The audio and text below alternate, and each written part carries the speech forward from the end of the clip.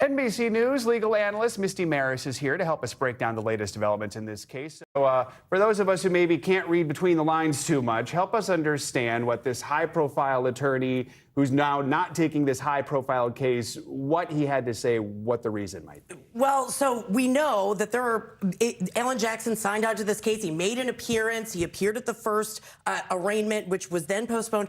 But there's only a couple of reasons why an attorney withdraws from a case, and it does require court approval. We saw that in chambers conversation.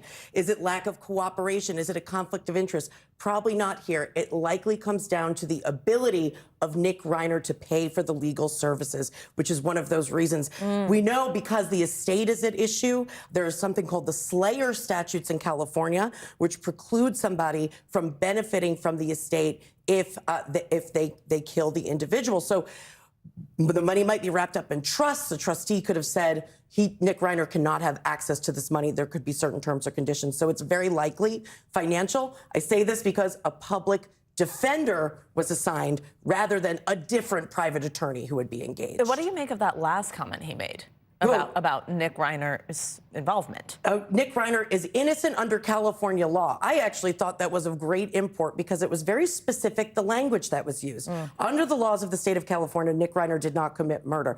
That, to me, reads like we're going to see an insanity defense, that this is not murder pursuant to the way the law is set out. And now the public defender is going to pick up that case, do an analysis, meet with Nick Reiner, who will ultimately call the shots about which direction this goes. Oh, yeah, go ahead. A spokesperson for the Reiner family had released this statement. I just want to read it really quickly. It says they have the utmost trust in the legal process and will not comment further on matters related to the legal proceedings. What does happen now that a public defender's here? Well, so now there's going to be a whole new analysis about which way to go. The next step will be the arraignment, and he will enter a plea, presumably. There will also be an analysis of whether or not there's what's called a competency issue, which is whether or not Nick Reiner understands the proceedings against him and can participate in his defense, looking at his mental state right now.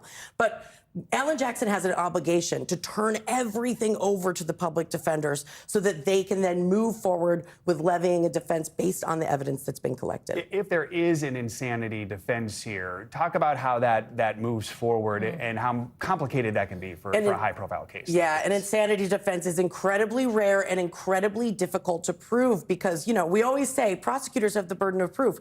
Well, that shifts to the defense to show in California, which is a high standard, that the individual did not understand the nature and consequences of their actions and did not know the difference between right and wrong. So medical evidence will be at the center stage. This is going to be experts.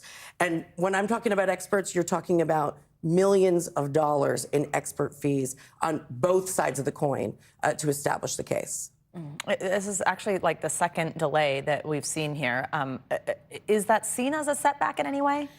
When you have this issue of the mental health at the time of these proceedings, it's common that you see these proceedings be pushed back. We know that there was a sealed medical order after that initial arraignment, which was likely speaking to some type of medical evaluation Nick Reiner went through to ensure that he has the ability to actually move forward in these proceedings from the perspective of where he's at right now with his mental health. So all of that is likely the reason behind these delays. You got to be extra vigilant because it's very important that the client understands what's going on with these proceedings. Ultimately, when it comes to an insanity defense, is it solely the discretion of the judge to determine if that's the case? No, this will be a jury question. Yep, okay. It will be a jury question. Prosecution and defense, it will be a battle royale. We're going to see a lot of witnesses take the stand to speak about the interactions between Rob Reiner, Nick Reiner, and the family. All right, Misty Marris, good to have you with us. Thank you so much.